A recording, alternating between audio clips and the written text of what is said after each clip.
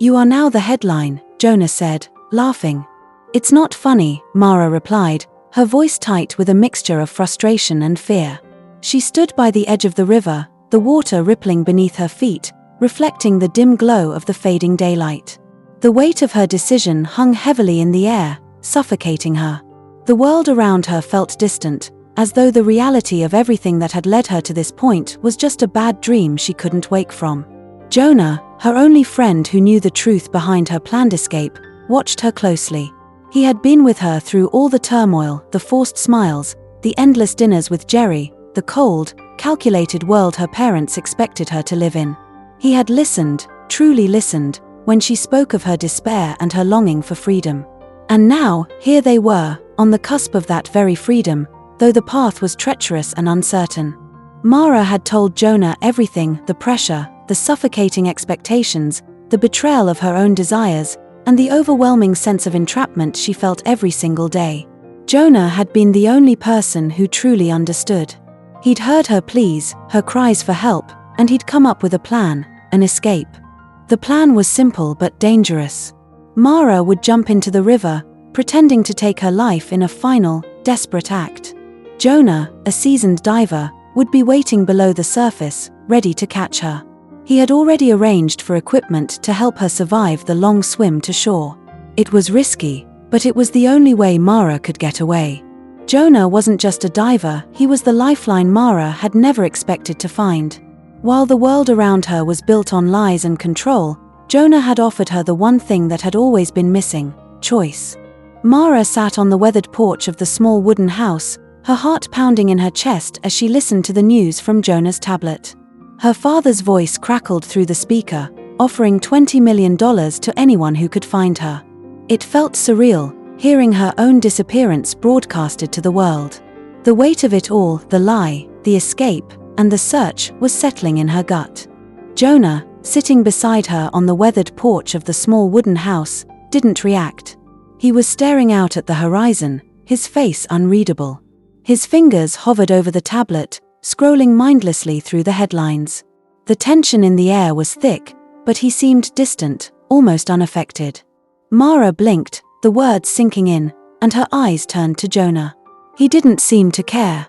His face remained calm, even though her life, her freedom, was now a global spectacle. His indifference unsettled her in a way she hadn't expected. He had always been supportive, but this felt different. "Did you hear that, Jonah?" she asked, her voice quiet but heavy with the question. Jonah's fingers paused, but he didn't look at her right away. "Yeah," he muttered after a long pause. "I heard." Mara couldn't shake the feeling that something had shifted. She had known Jonah for years, back from when they were just classmates at college, struggling through their studies. He had worked multiple jobs, barely scraping by, just to keep up with the school bills. He'd always been dependable, a true friend, but this was different. Now, they were hiding out in a rundown wooden house near the shore, keeping a low profile while the world went on searching for her. The idea that they were hiding so close to the river, where her family believed she had disappeared, felt like a cruel twist of fate. Mara had thought, maybe foolishly, that Jonah would be as invested in her freedom as she was. But his lack of reaction to her father's offer, the absence of anything resembling excitement, made her question things. Her mind flashed back to their college days, the late-night study sessions, the shared meals when they barely had enough money to buy food, and the countless hours spent talking about their dreams. Jonah had always been there for her, supporting her when she felt like the world was closing in. But now, something had changed. "Jonah," she said again, a slight edge to her voice, "what are you thinking?" Finally, Jonah turned to look at her. His eyes, once warm and full of empathy, seemed guarded now. "What do you mean?" he asked, his tone a bit too calm. Mara frowned. "You don't care about the money, do you? My father's offering $20 million, but you're not even reacting. You've always wanted something more than just scraping by, something better than struggling with bills. Yet here you are, pretending it doesn't matter." Jonah's jaw tightened, but he didn't speak for a long while. Mara could feel the tension building between them, the unsaid words hanging in the air like a thick fog. Finally, Jonah sighed, his shoulders slumping slightly as he spoke. I don't want the money, Mara. I never did. His voice was calm, but his eyes were distant. I helped you because you needed it. You're my friend. That's all that matters. Mara's heart skipped a beat, and something in her twisted uncomfortably. So this is just about helping me, she asked, trying to keep her voice steady. You're not doing this for yourself? Jonah didn't answer immediately, and the silence stretched between them, thick with unspoken words. Then, he turned his gaze back to the river, the dark water reflecting the fading daylight. I don't need money, Mara. Not the way you think I do. I've had my share of it in small ways. I'm not like them. He gestured toward the city in the distance, where Mara's family's wealth and influence ruled. I just wanted you to be free. Mara felt a strange pang in her chest. Free, she repeated softly. Jonah's words lingered in the air like a promise, but it wasn't what she had expected to hear. She had thought he would be more eager about the possibility of money after all. This was his chance, his opportunity to change his life too. Yet he didn't seem interested in any of that. It was as if Jonah had no other motive but her well-being. And it made Mara start to see him differently, not as the friend she'd known, but as someone who had been quietly shaping her escape all along, with no personal gain involved. The realization hit her hard. She wasn't just fleeing from her parents. She was fleeing from everything she had once thought she knew. And in that moment, she wasn't sure whether she was grateful for Jonah's loyalty or overwhelmed by how little she truly understood him. They had been friends for years, but now, things felt different. Mara started, but she didn't know what to say. The weight of the situation, of everything she had just left behind, suddenly felt heavier than before. The world was searching for her, and Jonah, her friend, her savior, had no ulterior motives, no dreams of money, just a desire for her freedom. But what did that freedom really mean? And what would it cost her? Jonah, she said, her voice trembling slightly. What if they find me? What if they don't give up? What if my father does whatever it takes to bring me back? Jonah turned back to her, his gaze steady. We're not going back, Mara. You're not going back. And for the first time in days, Mara believed him. As the days drifted by, the small wooden house by the river became more than just a refuge for Mara, it became her sanctuary. And Jonah, who had always been a constant in her life, was now the only person in the world who truly knew her. They had both escaped the chaos of the world, but in doing so, they had found a world of their own, tucked away in the quiet hum of daily life. The mornings started with the soft murmur of the river and the warmth of the sun creeping through the cracks in the wooden walls. Jonah, ever the practical one, would go fishing at dawn, the quiet pull of the river's rhythm matching the calm of his thoughts. He had always enjoyed the solitude, but now, the silence felt different.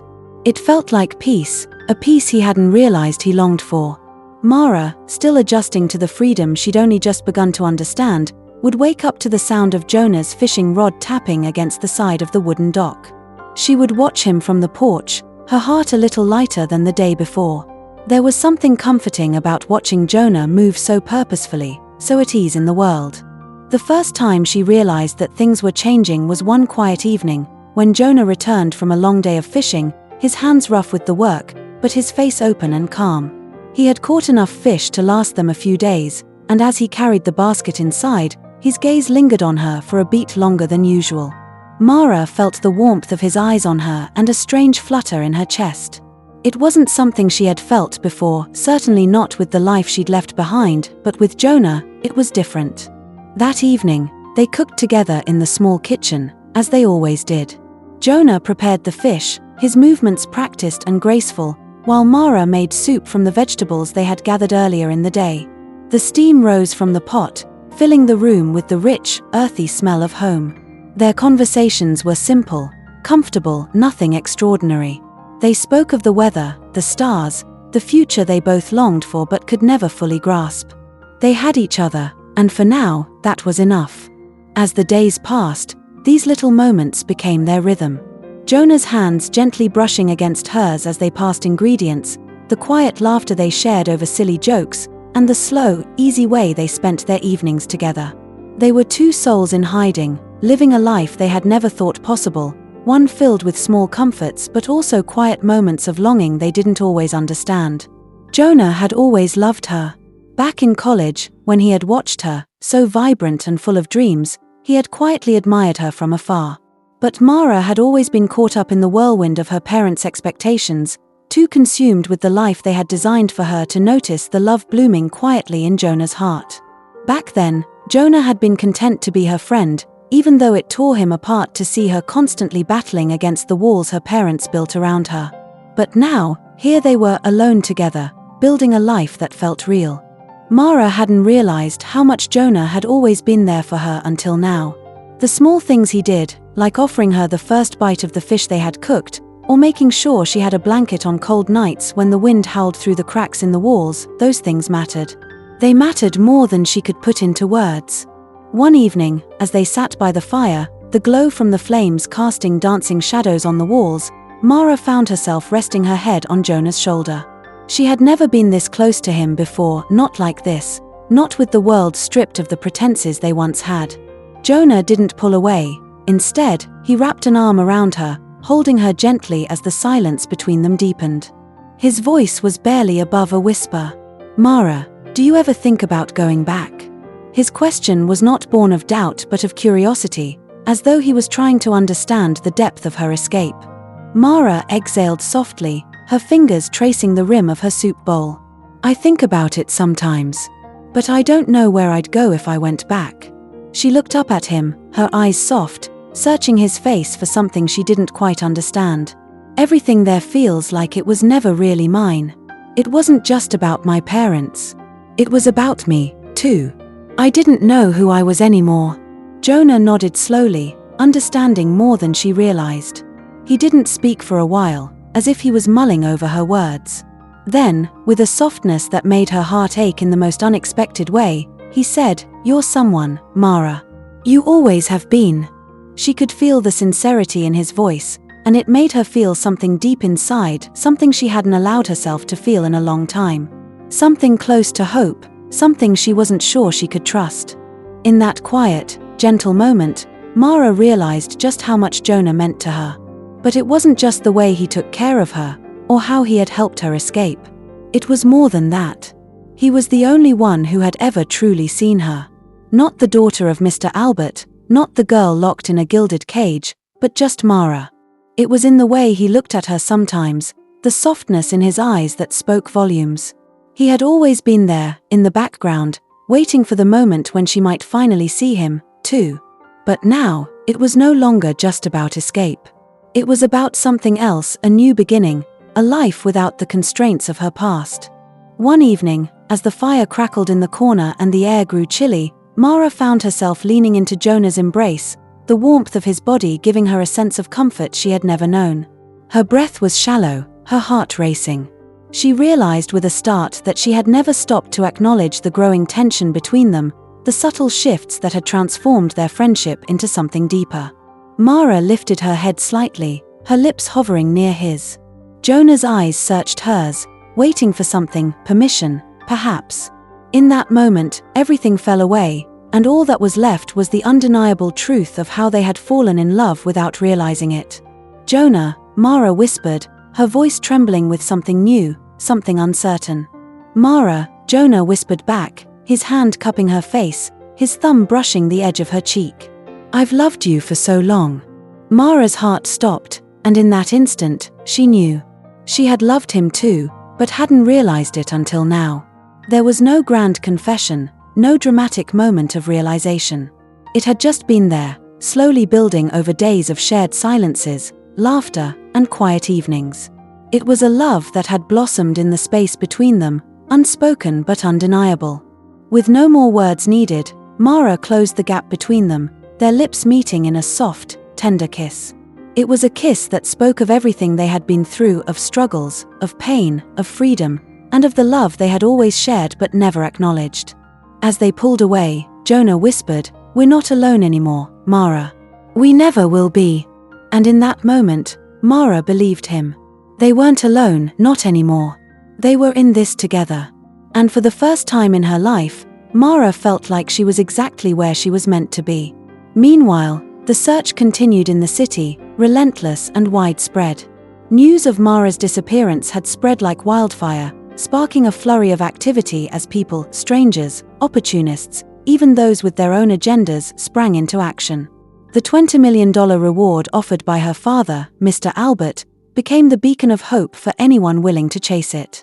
Private investigators, news crews, and even amateur sleuths combed through every lead, no matter how small, desperate to collect the money. Every corner of the city became a potential place where Mara could be hiding, every back alley or forgotten street a spot where someone might have seen her. Despite the futile searches and fruitless clues, the hunt never ceased. The pressure to find her intensified each day, but no one seemed to understand the real story. Mara was no longer the pampered daughter of a powerful family. She was gone, and no amount of money would bring her back from the life she had chosen to escape. Her parents, though outwardly still holding onto the facade of control, were silently falling apart. Every phone call, every report, every whisper in the media brought more weight onto their shoulders. Mr. Albert, who had built his empire on sheer will and cold calculation, now found himself powerless against the loss of his daughter. His sharp, calculated face had grown gaunt, his eyes sunken and tired. He paced the halls of their mansion like a trapped animal, his mind spinning with frustration and guilt. The walls of his home, once filled with opulence and the echo of his dominance, now seemed cold and empty. No amount of wealth or power could bring Mara back. Mrs. Albert, too, felt the sting of her daughter's disappearance deeply, though her sorrow was tangled with something else, guilt. She had always been the one to push Mara into the perfect mold, shaping her to meet society's expectations, never allowing her to breathe freely. Now, in the quiet of her rooms, she allowed herself to break down, her carefully curated composure faltering. She couldn't bring herself to speak of Mara, couldn't bear to face the truth that perhaps she had been the one to drive her away. Their only child, their perfect daughter, was gone, and all the money, all the reputation in the world couldn't change that. The couple's grief turned inward, never spoken aloud but felt deeply. They blamed themselves, quietly, for losing their daughter. Every decision they had made, every action, every moment of their lives that had led them here, seemed like a series of missteps. They had never truly listened to Mara, had never truly seen her until now, when it was too late. Meanwhile, Jerry, once a key part of the plan, had long since moved on. The weight of the family's crisis had begun to wear on him, and his involvement, initially driven by his sense of duty to the Albert family and his business interests, had dwindled. The wedding, the expectation, the family's pressure, he couldn't carry the burden any longer. His polite indifference had turned into outright avoidance. He stopped showing up, stopped taking calls, and left the Alberts to handle the fallout of their own making. The lavish lifestyle, the expectations of a perfect union, no longer held any appeal for him. His exit, though unnoticed by the family, marked the end of his role in their lives.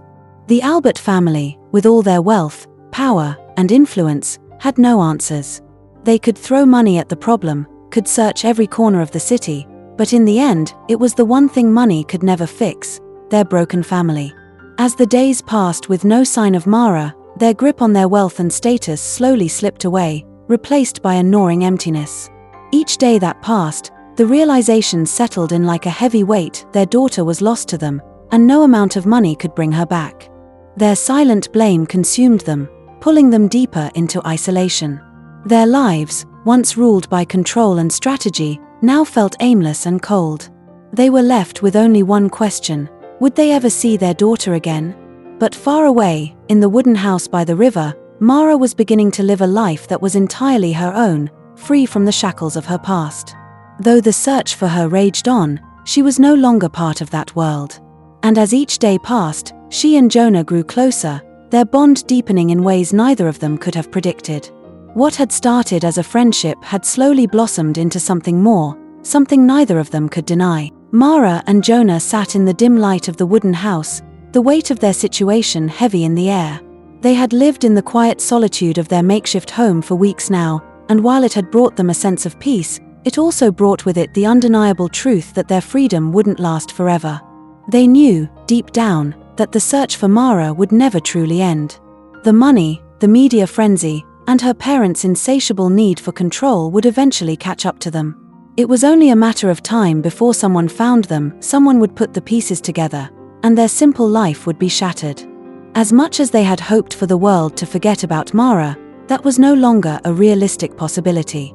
The sound of the river outside the house, which had once been a source of calm, now felt more like a constant reminder of their fragile existence. Jonah, usually the calm and collected one, looked at Mara with uncertainty in his eyes. He had always known the risk of hiding out here, but as the days passed, that risk felt more and more like an impending storm. Mara, sensing his unease, turned to him. "We need a plan," she said softly. "We know they'll find us eventually, Jonah. It's not going to stay hidden forever." Jonah's eyes softened as he looked at her, the weight of her words sinking in. "I know," he replied quietly. "But what can we do? We can't keep running forever." Mara thought for a long moment, the firelight flickering in her eyes. She knew what they had to do, but it wasn't going to be easy. It wasn't going to be painless. But it was the only way to get both of them out of the mess they had found themselves in. "What if we gave them what they want?" she suggested. "What if we pretend that you found me, Jonah? You could take me back to my parents. Tell them you found me, that I was living here the whole time." Jonah's eyes widened at the suggestion. "But the money?" "Exactly," Mara interrupted. "You take the money. It's $20 million, Jonah. You can start a life, build something real. You can go to school, buy a house, do whatever you've always dreamed of." Jonah looked down, his brow furrowing in thought. "And what about you?" he asked, his voice laced with concern. "What happens to you, Mara? You'll be back in their hands. You'll go back to being a prisoner of their world." Mara hesitated. The thought of returning to her parents, of facing that life once again, made her feel sick to her stomach. But she couldn't stay in hiding forever. "I don't know," she admitted. "But I'll figure it out. At least I'll have a chance at freedom, even if it's just temporary. And maybe," her voice faltered, a bittersweet hope rising in her chest, "maybe I'll get the courage to fight them again. Maybe, with the money, you can help me start over. Somewhere far away." Jonah was silent for a moment, then he sighed, his shoulders heavy. "And what happens when they find out? What happens when they know you're not dead, but you've been alive all along?" Mara looked him in the eye, her gaze steady. "We can't worry about what might happen. We'll take it one step at a time. If I have to go back, I'll find a way to break free again. We can't stay hidden forever, Jonah. It's the only way for both of us to have a future." Jonah sat back, running a hand through his hair. He didn't like the plan, didn't like the idea of Mara going back to that suffocating world, but he knew she was right. The clock was ticking, and staying hidden was no longer an option. He needed to think of a way to make this work, for both of them. They spent the rest of the evening hashing out the details, each one of them trying to prepare for what lay ahead. Mara would go back to her parents, and Jonah would take the reward money, setting off to begin a new life. It was a bittersweet agreement, but it was their best shot at survival. As the night wore on, the weight of their decision settled heavily in Mara's chest. Would she be able to go back to that world? Would she ever be able to break free again? Little did they know, as they made their plans, that the stakes had just become even higher than they could have imagined.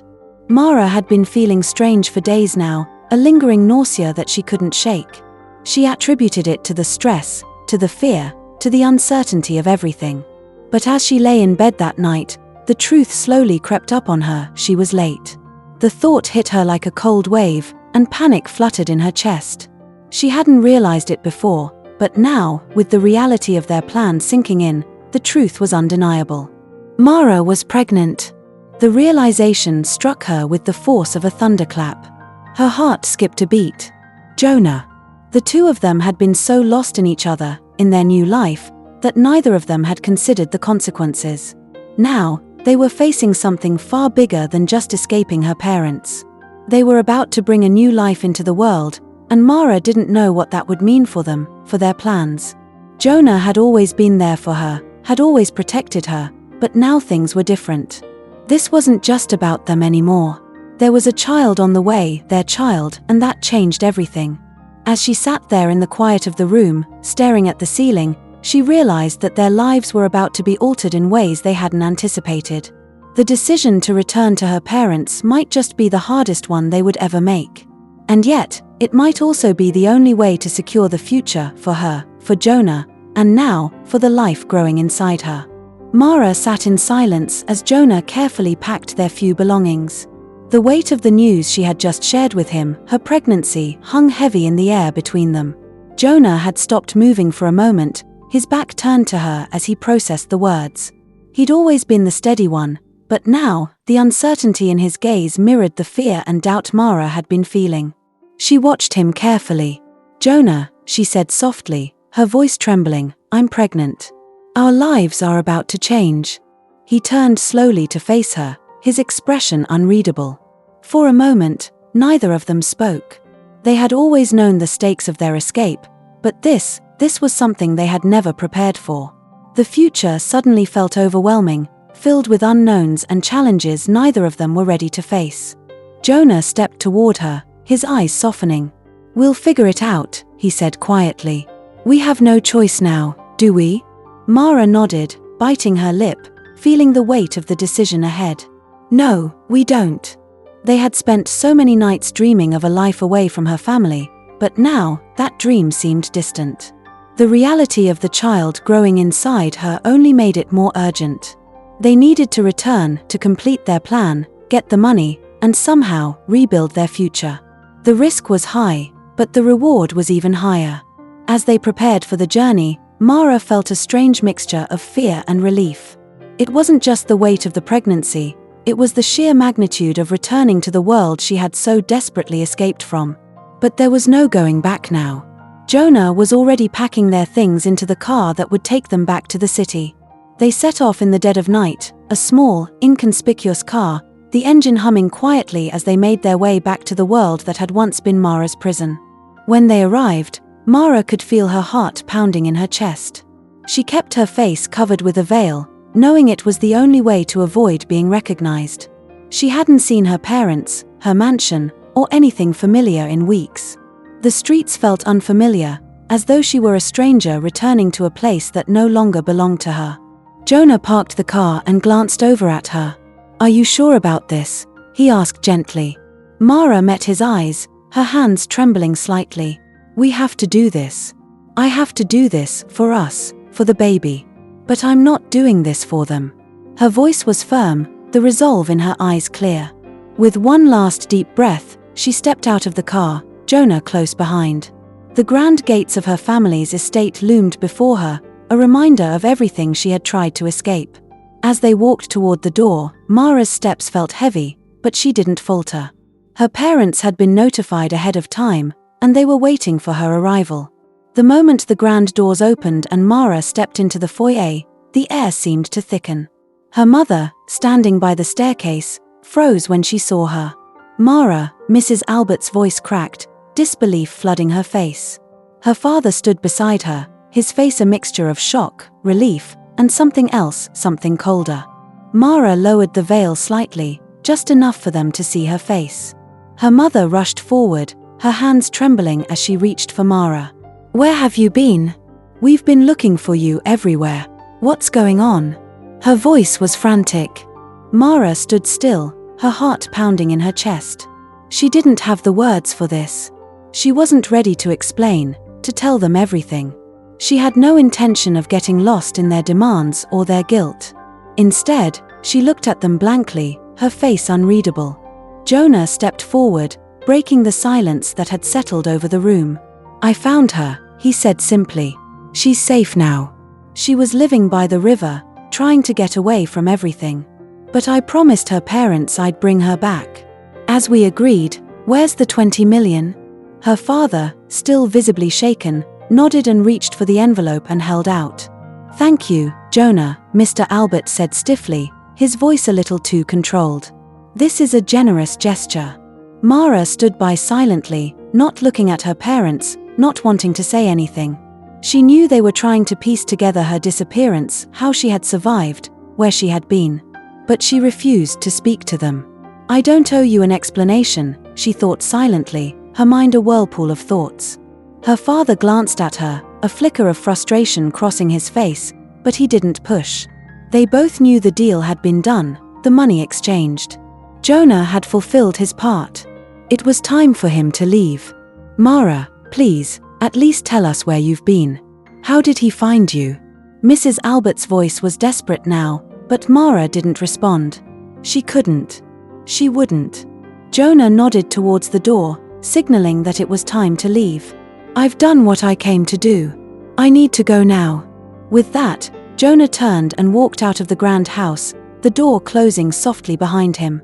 Mara was alone in the presence of her parents, but her resolve hadn't wavered. She had returned, solely for money to be given to her lover. She had returned because she needed to, but that didn't mean she was ready to reconcile. Not yet. The following day, her parents, in their desperate attempt to understand the situation, had their family doctor summoned. Dr. Williams, the trusted family physician, arrived and immediately began his examination. He had known Mara since she was a child and had been a fixture at their family gatherings. He performed a series of tests, checking her physical health, her vitals, everything that could be medically relevant. When the results came in, Mara sat in her old childhood room, her heart racing. Her parents stood by her, their faces tense as the doctor handed over the results. Dr. Williams cleared his throat, then looked at her parents. I'm afraid the results are clear, Mr. and Mrs. Albert. Mara is pregnant. The room fell silent, the air thick with the weight of the revelation. Her mother gasped, her hand flying to her mouth. Her father's face darkened, his lips pressed into a thin line. How is this possible? Mr. Albert muttered, his voice cold with disbelief. Mara's gaze was fixed on the floor, her hands tightly clasped in her lap. She had no words for them. They had never truly seen her before. They hadn't listened. Now, they were learning the consequences of their control. Her parents didn't speak to her after that. The room was filled with their shocked silence, and Mara felt the familiar walls of her childhood closing in around her. But now, they were walls of her own making. Walls she would eventually tear down again. In the days that followed, the silence in the Albert household was deafening. Mr. and Mrs. Albert, once so sure of their control over Mara's life, now found themselves questioning everything. The doctor's revelation had thrown them into an uncomfortable reality. Their only daughter was pregnant, and they hadn't even known her well enough to understand why she'd left. They hadn't seen the depth of her pain, the struggles she had faced, and they hadn't realized just how much their suffocating expectations had weighed on her. They stood in their mansion, a cold, luxurious prison of their own making, and the weight of their mistake was a constant, unspoken presence between them. They had always been proud of their wealth, their power, their influence. But now, it felt meaningless. What did it all amount to if they had lost their daughter? As the days turned to weeks, Mr. and Mrs. Albert came to a shared realization.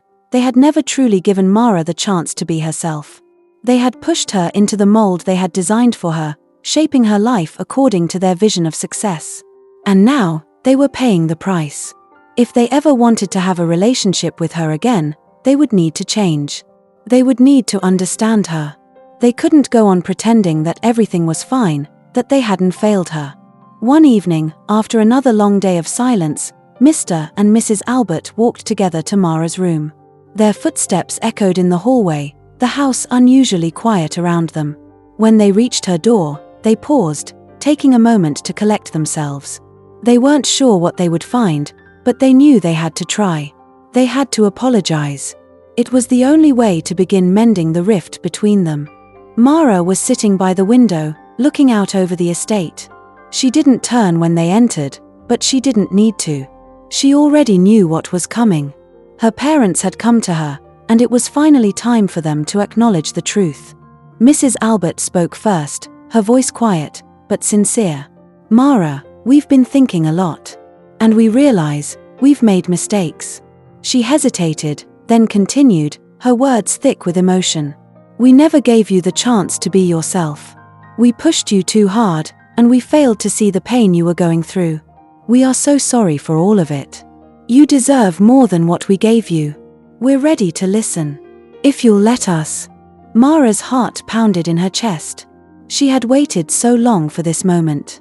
The sincerity in her mother's voice, the vulnerability in her father's eyes. It was the first time they had truly seen her. Really seen her. After a long silence, Mara finally spoke, her voice low but steady. It wasn't just about you.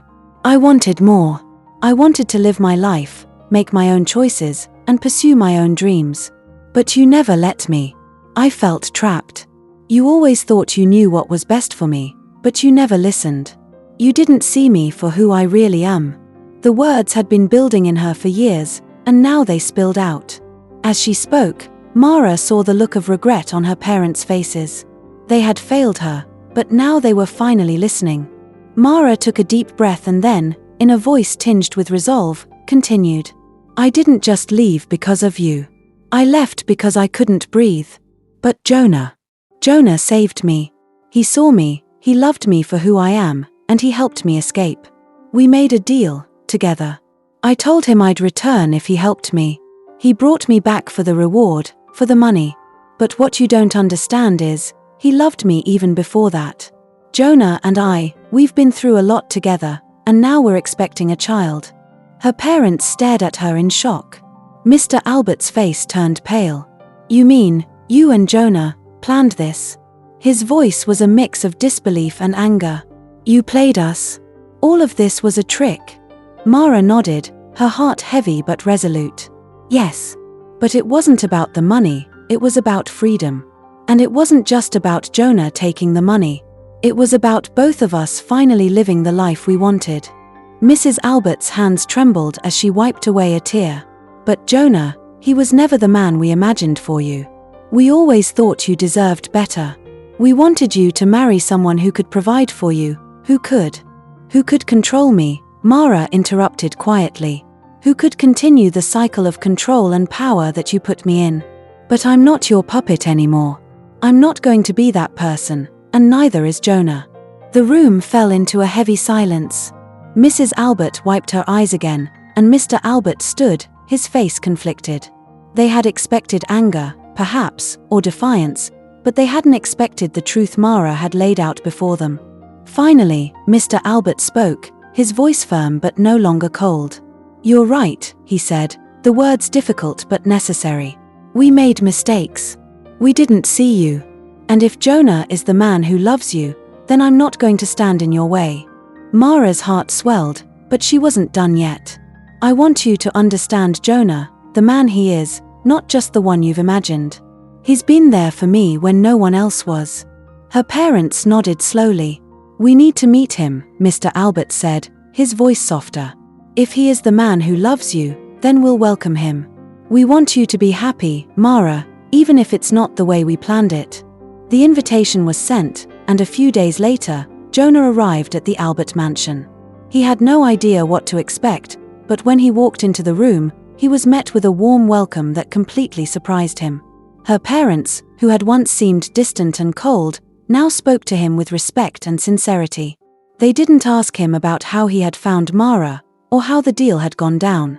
Instead, they asked about him, his dreams, his life, his plans for the future. Mara's mother smiled, placing a hand on his arm as she spoke. Mara's happiness means everything to us. If you are the man who can make her happy, then we want you in our family. And the fact that we will be grandparents soon, that makes it even more exciting. Jonah could hardly believe it. The same people who had once dismissed him now accepted him. They saw what he had given to Mara, what he had given to their family, and they were ready to let him be a part of it. Within months, Jonah and Mara were married in a small, intimate ceremony at the Albert estate. There were no grand displays, no extravagant celebrations. It was a simple, heartfelt family wedding, with only their closest friends and family present. The love between them was palpable, and as they exchanged vows, Mara felt like she was finally home, not in the mansion she had grown up in, but in the life she had created with Jonah. Jonah took charge of the family business, handling everything with a calm, decisive intelligence that impressed even Mr. Albert. But he never neglected his wife. He made sure to be there for her, supporting her through the challenges of pregnancy and building a future together. Their love was real, grounded in mutual respect, understanding, and a shared vision for the life they wanted to build. Together, they created a life filled with happiness. Mara, Jonah, and their growing family. The Alberts, having come to terms with their past mistakes, were finally able to embrace the future, and the whole family found peace. For the first time, Mara was free not just from her parents' expectations, but from the suffocating weight of a life that wasn't her own. She had found love, a future, and a place where she could truly be herself. And in the end, that was all she had ever wanted.